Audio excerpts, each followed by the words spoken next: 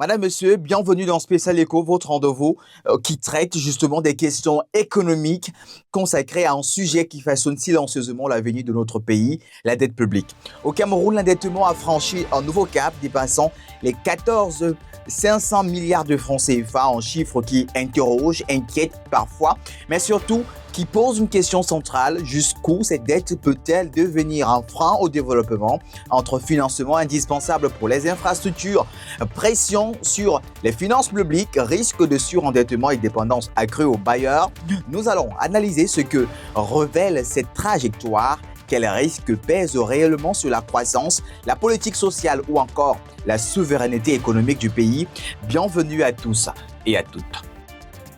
Une fois de plus, bienvenue. Aujourd'hui, donc, on parle de la dette publique. Quel risque pour le développement du pays? On prend justement le cas du Cameroun. Et pour en parler, nous recevons Chaïb qui est du côté de Yaoundé, analyste économique. Alors, Chaïb, comment caractériser aujourd'hui la structure de la dette publique au Cameroun? Est-elle principalement extérieure, intérieure, mixte, ou alors cela dépend et qu'est-ce que cela implique pour l'économie du pays?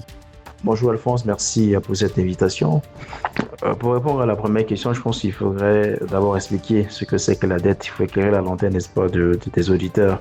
Bon, la dette, c'est simplement le montant d'argent qu'un débiteur, ça peut être un gouvernement, ça peut être un individu, ça peut être une entreprise, n'est-ce pas, doit rembourser un créancier. Le créancier, c'est le prêteur. N'est-ce pas? C'est le prêteur. Mais au cas du Cameroun, pour voir la composition de nos dettes, on dirait qu'elle est mixte. Elle est mixte parce que, plus de 70%, n'est-ce pas, c'est en devise étrangère. Le reste, n'est-ce pas, c'est en monnaie locale. Lorsque la dette est davantage en devise étrangère, elle est risquée. Le profil de risque augmente parce que nous sommes exposés, n'est-ce pas, à la fluctuation des cours de change. La fluctuation des coûts de change. Or, lorsque c'est à monnaie locale, on a beaucoup plus de main-d'œuvre, de manie dessus. Vous voyez, pour illustrer, si j'emprunte en dollars, si j'emprunte $1 million à la date du 22 novembre, sachant qu'un dollar vaut un franc CFA, et que je dois rembourser à l'échéance, disons, le 1er décembre. Et au 1er décembre, un dollar vaudra, par exemple, 600 francs CFA. Vous verrez que ma dette en dollars me coûtera plus cher. Pourquoi? Parce qu'il y a eu une dépréciation, n'est-ce pas, du CFA vis-à-vis du dollar. Okay? Alors que, en revanche, si j'emprunte en CFA, disons 1 milliard de CFA, au 22 novembre et que je dois rembourser au 10 novembre, je sais que je rembourserai toujours le même montant parce qu'il n'y a pas de fluctuation. Donc là, on a beaucoup plus de contrôle, n'est-ce pas, sur ça. À partir de quel niveau d'endettement peut-on considérer un pays comme le Cameroun dans la zone de vulnérabilité de sa macroéconomie? Alors, on ne dira pas que le Cameroun n'est pas vraiment actuellement à risque. La dette est assez soutenable. Je pense bien que le ratio de soutenabilité, c'est 70% du produit intérieur brut. Actuellement, nous sommes à moins de 50%. Donc, nous avons une bonne marge de manœuvre, n'est-ce pas, sur le contrôle de la dette. Donc, on ne peut pas vraiment encore sonner la sonnette d'alarme. En revanche, où il faut tirer la sonnette d'alarme, c'est beaucoup plus sur ce que nous faisons de la dette. C'est-à-dire, on emprunte, n'est-ce pas, auprès des bailleurs de fonds, auprès des créanciers, mais pour financer des projets structurants. Mais les projets structurants là, ne sont pas vraiment réalisés. Donc c'est là qu'il y a problème. Donc la dette en elle n'est pas mauvaise, mais c'est ce que nous faisons de la dette qui pose problème. Donc je pense que le niveau des risques, n'est-ce pas, se situe beaucoup plus au niveau du suivi des projets, au niveau de l'exécution des projets, dès lors que, n'est-ce pas, la réalisation découle des emprunts que nous faisons dans le marché. Voilà. Est-ce que le service de la dette publique absorbe une part importante du budget? Quelles conséquences dans cela peut-il avoir sur les investissements publics essentiels, notamment la santé, l'éducation, les infrastructures? La dette, c'est en allant chercher des capitaux dans le marché qu'on peut réaliser des projets structurants. En faisant des projets structurants, ça peut être des infrastructures routières, ça peut être la construction des usines, ça peut être un investissement massif dans l'éducation, c'est, n'est-ce pas, via la dette qu'on peut le faire. Mais, c'est-à-dire, le service de la dette, le capital majoré des intérêts, le rembourser sur une période peut devenir problématique lorsque il n'y a pas retour sur investissement. Ça veut dire j'ai pris de l'argent pour construire des routes, pour construire une route, une autoroute, mais une bonne partie de l'argent a été détourné, se retrouve, n'est-ce pas, dans les sociétés écrans qui servent à blanchir des capitaux. In fine, on n'a pas de route, la population souffre et le créancier réclame son argent. Voilà. Donc, c'est là que ça peut vraiment poser problème. Lorsqu'il n'y a pas vraiment un suivi dans l'exécution des projets. Voilà. Donc, dans quelle mesure l'endettement actuel pourrait donc limiter la capacité du Cameroun à absorber les chocs économiques futurs? Comme vous l'avez si bien dit, le coût du dollar augmente. Okay, là, l'endettement devient coûteux. Oui, là, ça peut, n'est-ce pas, peser, n'est-ce pas, sur les réserves de change d'un pays. Donc là, c'est le cas. Mais à date, je pense que c'est assez précipité de dire, n'est-ce pas, qu'on court, n'est-ce pas, droit dans le mur avec l'endettement du Cameroun. On n'est pas assez endetté. Quand on compare, n'est-ce pas, avec on a le cas du Japon. Le Japon est un pays fortement endetté.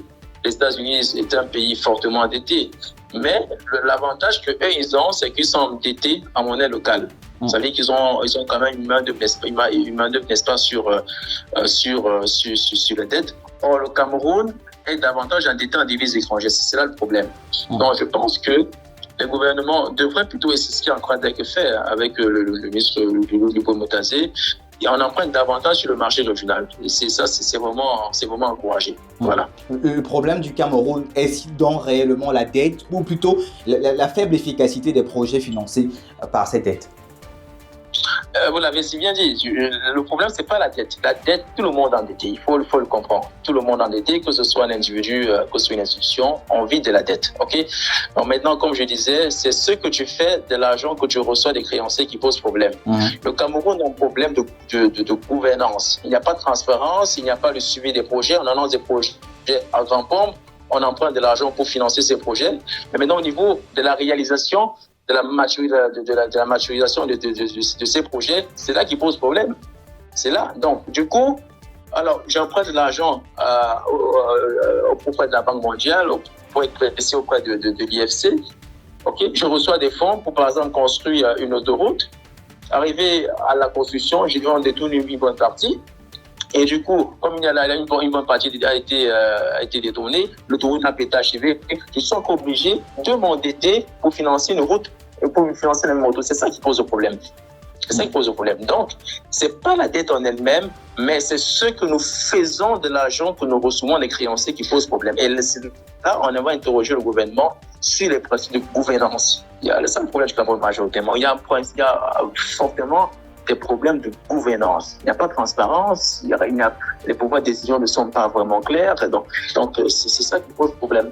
Alors, vous parlez donc de transparence. Est-ce que vous pensez justement que la transparence budgétaire et la réduction des comptes sont-elles suffisantes pour garantir un usage optimal des emprunts publics? Voilà, je ne dirais pas suffisante, mais je dirais que c'est déjà un grand pas, n'est-ce pas, dans la meilleure gestion, n'est-ce pas, de la dette. Il faut qu'il y ait transparence. Il faut qu'on sache concrètement, on a reçu X fonds de telle personne, voici à quoi ces X fonds sont destinés, et voici ce qu'on a fait avec ces X fonds. Il faut une transparence. Mais cela est déjà fait, Monsieur Chahib. C'est pas suffisant. Non. Cela n'est pas encore fait. C'est fait, je dirais, mais c'est très faiblement. Il n'y a pas assez de communication dessus. Il n'y a pas de communication claire sur ce qu'on fait de la dette, sur ce qu'on fait, n'est-ce pas, on annonce des projets, on dit qu'on va s'endetter pour tel projet, mais quand les fonds arrivent, il n'y a plus de communication. Ouais, il n'y a plus de communication. Donc, je pense qu'on doit améliorer, n'est-ce pas, ces indices de gouvernance-là, n'est-ce pas, pour une meilleure gestion de la chose publique. Ouais. En quoi est-ce que vous pensez donc que la hausse de l'endettement peut-elle accentuer les inégalités ou alors freiner le développement humain? Non, non. Comme je dis depuis le début, on peut bien s'endetter. Le Cameroun devrait encore s'endetter. Il n'y a pas de problème à ce niveau. Le Cameroun devrait s'endetter, vous pensez? On devrait davantage s'endetter, mais pour financer les projets structurants qui, sur retour sur investissement, permettront de rembourser la dette. Première chose. Deuxième chose, on doit davantage s'endetter en monnaie locale, aussi le marché régional. Parce qu'on emprunte en CFA, on a une grande masse de main-d'œuvre, n'est-ce pas? On n'a pas la contrainte, n'est-ce pas, des bailleurs de fonds on n'a pas la contrainte de la fluctuation des devises. On est moins exposé, n'est-ce pas? Le risque est moins élevé qu'en empruntant en devises étrangères. Première. Deuxième chose, on peut, si on s'endette davantage et que les projets ne sont pas réalisés et qu'une partie de la classe gouvernante détourne le financement via les sociétés écrans, là ça pose problème parce que c'est vous et moi, ce sont nos enfants qui vont rembourser cette dette-là demain. C'est là le problème du Cameroun. Ouais, donc c'est pas. Donc je disais, on a encore une bonne marge de manœuvre d'endettement. C'est soutenable. Nous sommes à moins de 50%, le ratio c'est sur 10% du PIB. Donc le Cameroun peut encore s'endetter. C'est pas un point d'alarme quand même. Vous dites que le Cameroun n'est pas assez endetté. Est-ce qu'on va donc situer ou alors parler de la situation du Cameroun comme étant dans une zone critique ou simplement une zone de vigilance élevée? Alors, je ne dirais pas. Je dirais, le Cameroun peut être dans une zone de vigilance. Vous savez, au regard des contextes politiques dans lesquels nous vivons, la note du Cameroun n'est pas assez, le risque du pays est un peu augmenté. Vous savez que dans un pays à risque, les investisseurs ont tendance à se désister. Oui. Première chose. Deuxième chose aussi, quand tu es un pays à risque, on t'emprunte plus cher sur le marché. Parce que les gens ne sont pas sûrs que tu rembourseras, tu respecteras les gens, n'est-ce pas, de remboursement. Donc, je dirais, au regard du contexte politique actuellement dans lequel nous vivons, avec la crise un peu, je dirais, post-électorale nous avons vécu, le Cameroun peut être situé dans un pays sous vigilance. Il faut d'autant plus qu'il faut pas oublier que M. Macron se rejoint sur le conseil des informations sur le conseil des services éducatifs. Donc, c'est beaucoup de vigilance quand même. Beaucoup de vigilance, voilà. Quelles seraient donc pour vous les mesures urgentes pour réduire les risques associés à la dette publique au Cameroun? Les risques sont connus. Les mesures sont connues. Il faut premièrement agir sur la gouvernance. C'est le principal. Pour moi, c'est la principale solution du Cameroun. La gouvernance, le risque de gouvernance, c'est assez faible. Il faut la gouvernance. On doit savoir qui fait quoi, quand, comment et où. On doit le savoir. Il faut une transparence dans la prise de décision. Vraiment, ces décisions par procuration, là, il faut qu'on arrête ça. Il faut une transparence de la prise de décision. Il faut une vision. On doit savoir exactement où est-ce qu'on va. On monte des projets à grande pompe, mais dans la réalisation, ce n'est pas ça. On a monté, on fait maintenant la SND30, la SND30. Il y a tellement de projets, à long terme que nous montons, mais dans la mise en œuvre, c'est pas vraiment ça. Donc, il faut la gouvernance. Et je pense que si on résout le problème de gouvernance au Cameroun, on va résoudre de nombreux problèmes. On parlait également de dépenses publiques qui sont un peu extravagantes au niveau du gouvernement, mais ça, ce n'est que le corollaire de la mauvaise gouvernance. Si une bonne gouvernance, naturellement, on va déboucher à une bonne gestion de la société publique. On va déboucher, n'est-ce pas, avec une amélioration significative, n'est-ce pas, des conditions de vie des citoyens camerounais. Donc, tout part de la gouvernance. Tout part de la gouvernance. Et naturellement, il faut un leader. Il faut un leader charismatique. Il faut un leader qui dit au départ, je vais là, voilà comment est-ce que je voudrais qu'on marche. Parce que ça, le Cameroun, il manque actuellement. Il n'y a pas vraiment de leader. C'est un point de vue, il n'y a pas vraiment de leader qui conduit, n'est-ce pas, le Cameroun, n'est-ce pas, sur un sentier de mouvement. Vous parlez de gouvernance. Est-ce que vous avez des stratégies permanentes qui permettraient d'augmenter la recette publique sans aggraver la pression fiscale sur les ménages et les entreprises? Alors, c'est une question assez technique. Pour monter l'assiette publique, je veux dire, pour monter les recettes fiscales. Quelques orientations peut-être. Il faut élargir l'assiette fiscale. Au Cameroun, on dénombre quand même plus de 80% de l'économie qui est vers le secteur informel. Donc, il y a beaucoup de brouillards là, qui ont tué l'économie. Donc, il faut, n'est-ce pas, mettre en place un mécanisme qui permettra de formaliser, de capter une bonne partie de l'informel au formel. Et pour cela, il faut naturellement des mesures incitatives. Il faut des mesures incitatives, n'est-ce pas, qui permettront que cela, n'est-ce pas, puisse être formalisé. Première chose. Deuxième chose aussi, il faut, je dirais pas, on ne va pas mentir, on peut monter les impôts, mais c'est pas possible. Au delà de la pression, comment la pression fiscale est un peu forte quand même quand on regarde les articles que le GECAM, le rapport que le GECAM a publié, n'est-ce pas, beaucoup de choses dans le pays se plaignent, n'est-ce pas, de la fiscalité du Cameroun. Donc je pense qu'on doit revoir, n'est-ce pas, la fiscalité pour permettre, n'est-ce pas, davantage d'investissements, parce que s'il y a davantage d'investissements, ça permettra également au gouvernement de capter une bonne partie de recettes fiscales. Deuxième chose aussi, il faut qu'on mette en place un mécanisme qui permettra à nos amis, nos petites sœurs, nos frères qui sont dans le secteur informel de migrer au secteur formel afin que l'État ne s'appuie davantage d'impôts et voilà, et taxes. Merci à vous d'avoir répondu à nos questions. On rappelle que vous êtes banquier et vous répondez aux questions de C-Zone Media dans le cadre de Spécial Éco depuis Yaoundé. Merci Alphonse, merci beaucoup.